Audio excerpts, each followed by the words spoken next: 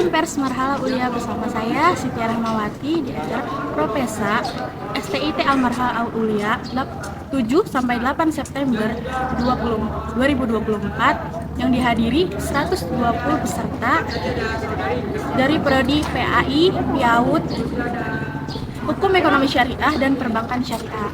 Yuk, mari kita saksikan.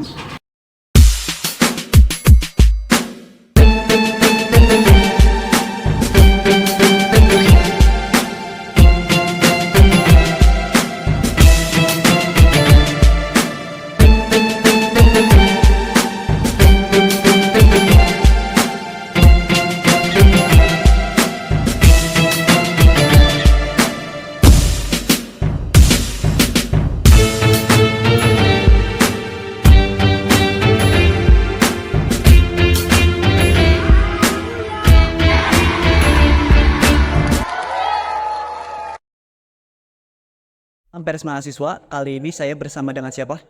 Eman Sumantri Oke, dengan Bapak Eman dari prodi apa? dari prodi PBS. Perbankan Syariah ya? Ya, Oke, ada beberapa pertanyaan yang mau saya tanyakan kepada Pak Eman. Yang pertama nih, apa alasan Pak Eman sendiri memilih prodi Perbankan Syariah di STT Al Marhalah?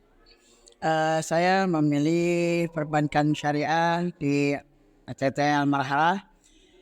Pertama, untuk memenuhi kebutuhan di mana saya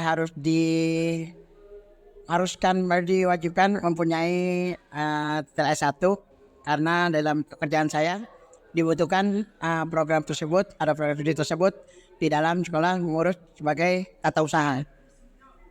Oke, yang kedua nih, Pak Eman sendiri melihat prospek masa depan Perbankan Syariah ini menurut Bapak Eman seperti apa? Prospek perbankan syariah ini ke depannya harapan untuk bisa lebih luas dalam penyaluran tiar kelulusan atau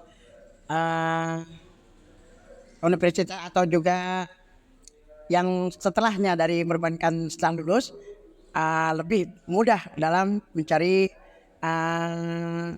pekerjaan atau juga tempat-tempat yang harus disalurkan dari perbankan syariah tersebut. Oke, yang ketiga nih, menurut Bapak prodi Perbankan Syariah itu apakah mempunyai prospek kerja yang begitu luas gitu menurut Bapak seperti apa yang sudah ada di kehidupan nyata ini? Prospek ke depan yang lebih luasnya ini dalam kehidupan nyata sekarang mungkin hanya beberapa saja ya, karena belum begitu banyak lagi, terutama di bank-bank atau selain di tata usaha atau pengelolaan administrasi yang ada di tiap pendidikan. Itu baru beberapa saja. Untuk itu di perbankan syariah syukur-syukur ada lebih banyak lagi peluang-peluang atau tempat-tempat bagi mereka setelah menyelesaikan perkuliahan dalam perbankan syariah. Oke, yang keempat ini menurut Bapak keunggulan prodi Perbankan Syariah di STT Al Marhalah ini apa? Untuk sementara keunggulannya ini beda dari yang universitas ataupun institut yang lainnya, karena tadi kita sudah mendapatkan materi terutama dalam pembelajaran atau materi yang akan diberikan oleh dosen kita. Nanti katanya ada pelajaran kitab yang akan diberikan baik dalam kitab tersebut masih berkesinambungan atau masih ada keterkaitan dalam ilmu perbankan syariah. Oke, yang terakhir nih Pak, menurut Bapak dari hari pertama sampai hari terakhir ini apa saja kekurangan dari panitia maupun fasilitas yang ada di STT Al Marhalah ini? Masalah kekurangan mungkin kita lihat di lapangan ya. Pertama mungkin saya tidak selalu kritis banget. Pertama dalam kedisiplinan, di mana kepanitiaan harus mempunyai peraturan yang harus ditegaskan dan harus diterapkan.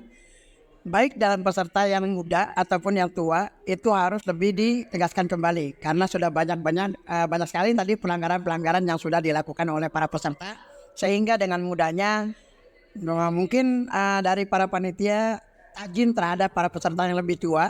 Dikarenakan itu berharap kedepannya harus lebih tegas kembali dalam peraturan maupun materi. Pak, kali ini saya bersama dengan Ibu siapa? Yang Tarbiyah. Ibu yang Tarbiyah dari PIAUD. jurusan PIAUD. Oke, Ibu, mohon maaf ada beberapa pertanyaan yang mau saya tanyakan kepada Ibu. Yang pertama itu terkait Ibu sebagai calon atau Ibu sudah mengajar ya di guru PIAUD ya. Iya. Ibu sendiri melihat PIAUD ini dalam beberapa tahun ke depan ini seperti apa, Bu? Sudah cukup bagus ya alam hal saya. Karena semakin maju perkembangan zaman, jadi PhD juga udah semakin berkembang.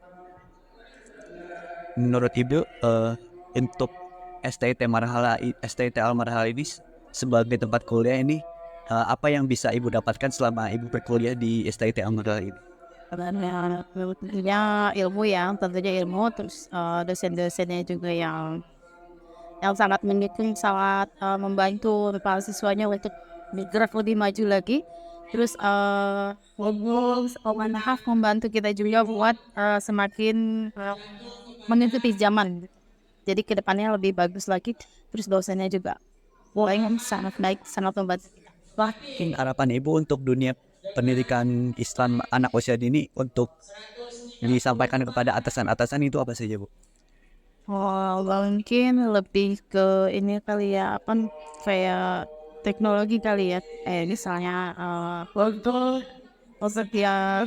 setiap hari belajar ini itu mungkin dikasih kayak video-video gitu, difasilitasi kayak kasih proyektor gitu biar anak-anak bisa melihat kayak gitu. Oke, terakhir Ibu. Ini Ibu secara dari hari pertama ya ikut Perpes ya, Bu. Menurut Ibu ada kekurangan atau kekurangan dari panitia itu apa saja yang perlu diperbaiki untuk tahun-tahun ke depannya?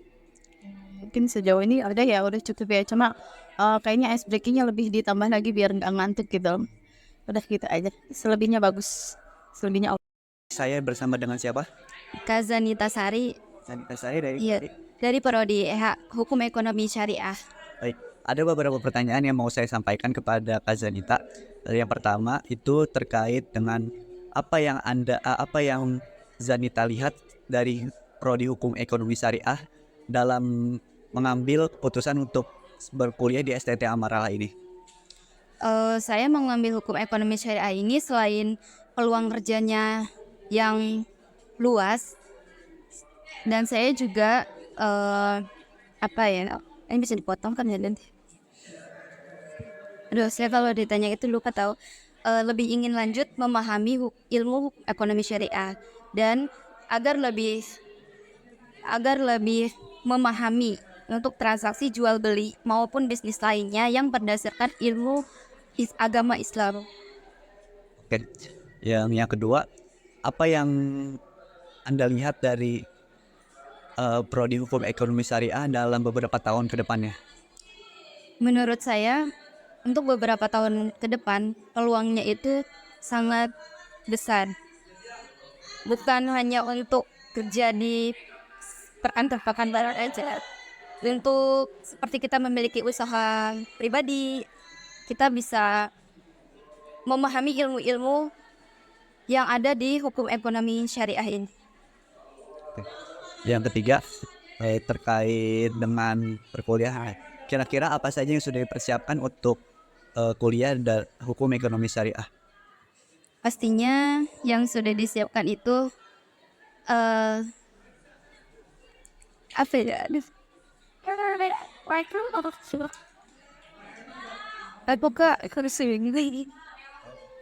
Harus siapin itu pertama kesiapan mental untuk menerima ilmu baru, lalu gitu jawab Kak.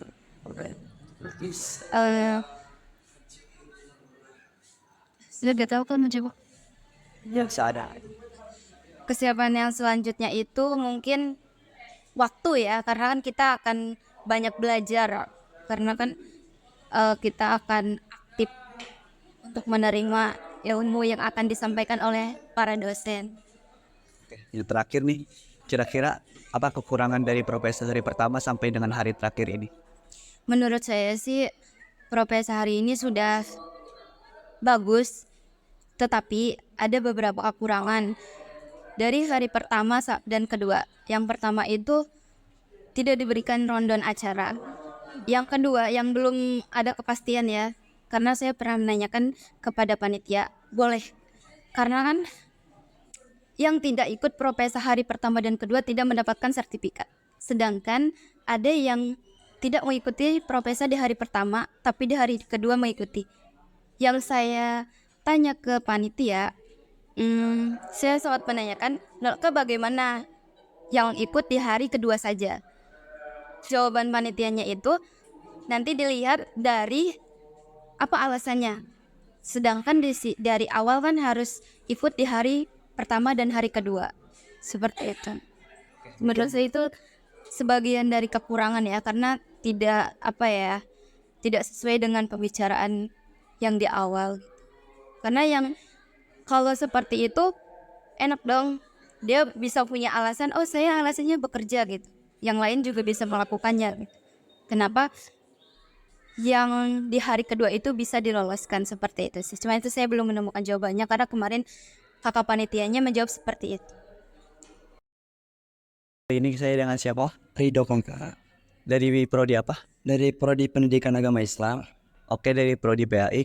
Ada beberapa pertanyaan yang mau saya tanyakan. Yang pertama itu, mengapa PAI menjadi pilihan utama Ridho dalam berkuliah di STT Al-Marhalah? Awal dalam saya memilih Prodi PAI ini, background keluarga saya kebetulan pendidikan agama Islam hampir keseluruhan dari keluarga ibu. Dan kebetulan juga saya lulusan pondok pesantren. Alhamdulillah lulusan pondok pesantren selama 8 tahun. 2 tahun saya sudah pernah ke Al-Azhar, Kairo untuk menimba ilmu. Dan saya kembali ke Indonesia dengan alasan mungkin belum ada ridho, bukan dari orang tua, melainkan dari Allah. Jadi saya kembali ke Indonesia, saya kembali ke perkuliahan STIT Al-Marhalah. Dan saya memilih STIT Al-Marhalah karena di sini juga mencangkup dalam pelajaran pondok pesantren yang sudah saya pelajari selama 8 tahun belakangan ini. Mengapa Kak Ridho ini sangat yakin gitu STT Marhalah ini bisa atau dapat memenuhi harapannya Kak Ridho untuk mempelajari kitab kuning yang sudah dipelajari selama 8 tahun di pesantren gitu? Insya Allah saya yakin, karena dengan latar belakang Al-Marhalah oleh ini, kampus ini juga sendiri ada namanya Pondok Pesantren An-Nida, dia berbasis pondok juga, dan di situ di dalam kampus ini mencakup juga banyak pelajaran kitab-kitab yang terkait di dalam pondok pesantren. Oke. Yang ketiga nih, apakah PAI di STT Al-Marhalah ini sesuai dengan apa yang Ridho inginkan atau Ridho harapkan gitu? Alhamdulillah sampai saat ini sesuai dengan tujuan dan sesuai dengan jalan apa yang saya inginkan. Yang terakhir nih, dari hari pertama sampai hari sekarang terakhir ini, apakah ada kekurangan dari panitia maupun dari panitia ataupun fasilitas yang ada di STT ini? Yang pertama, Masya Allah Barakallah, untuk pertama ini saya mungkin mengikuti Propesa ini, program pengenalan studi dan alma mater di STIT Al-Marhalah, dengan kepanitiaan pertanggungjawabannya sungguh sangat luar biasa, baik dalam segi sikap ataupun berbicaranya sangat membantu untuk kami semua. Oke, mungkin flashback ke belakang, ini kan ada beberapa narasumber yang kami wawancarai ini, mereka mengatakan yang sebaliknya atau kontradiktif. Menurut Bang Ridho ini sebenarnya apa Bang Ridho cuman mau ngejilat aja gitu? Apakah mungkin Bang Ridho hanya ingin memperbagus image panitia Propesa pada saat ini? Tidak, saya tidak ada bermaksud dengan begitu. Yang memang saya alami dan memang saya rasakan, alhamdulillah ini sudah terbaik menurut saya. Dan karena saya menuju jenjang pendidikan agama Islam ini dengan tujuan biar semakin lebih baik dan dibantu dengan acara tadi, program pengenalan studi dan almater itu sangat luar biasa, membantu sekali, dan begitu banyak mentor dan dosen-dosen yang sudah diterangkan dengan pemaparan yang sangat jelas dan detail. Oke, baik, terima kasih. Mungkin segitu saja yang bisa saya tanyakan kepada Ridho. Kurang lebihnya Muhammad. Assalamualaikum warahmatullahi wabarakatuh.